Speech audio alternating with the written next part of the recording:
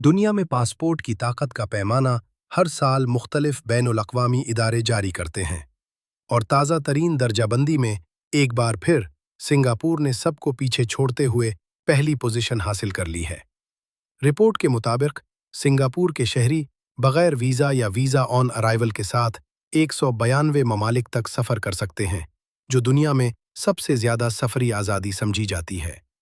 इस फहरिस्त में दूसरे नंबर पर 3 ममालिक मुश्तरका तौर पर मौजूद हैं, जिनमें जापान, जनूबी कोरिया और मुत्तहिदा अरब अमारात शामिल हैं। इन ममालिक के पासपोर्ट रखने वाले शहरी 187 ममालिक तक बगैर वीज़ा रसाई हासिल कर सकते हैं, जो उन्हें आलमी सतह पर इंतहाई मजबूत पासपोर्ट्स की सफ़ में खड़ा करता है। इसके बाद नॉर्वे और स्विट्ज़रलैंड जैसे ममालिक आते हैं, जिनके शहरी तकरीबन 185 ममालिक में बगैर वीज़ा के सफ़र कर सकते हैं। मजमूई तौर पर देखा जाए तो यूरोपीय ममालिक पासपोर्ट की ताकत के लिहाज से मुसलसल बढ़तरी बरकरार रखे हुए हैं और यूरोपीय यूनियन के शहरी औसतन 183 ममालिक तक वीज़ा फ्री रसाई रखते हैं, जो दुनिया के तरक्की याफ्ता ममालिक के बराबर तसव्वुर की जाती है। दूसरी जानिब दुनिया के कमज़ोर तरीन पासपोर्ट्स की फहरिस्त भी जारी की गई है, जिसमें अफ़गानिस्तान बदस्तूर आखिरी नंबर पर मौजूद है।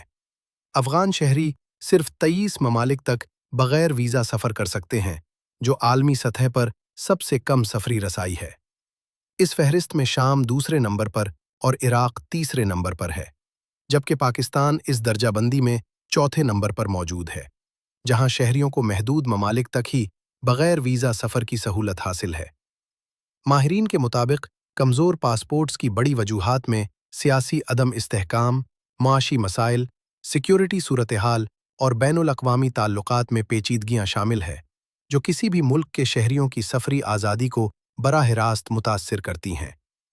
ये दर्जाबंदी एक बार फिर वाज़ेह करती है कि आलमी सतह पर पासपोर्ट की ताकत सिर्फ सफरी सहूलत नहीं, बल्कि किसी मुल्क की बैनुल-अक़वामी साख और इस्तेहकाम की अक्कासी भी करती है।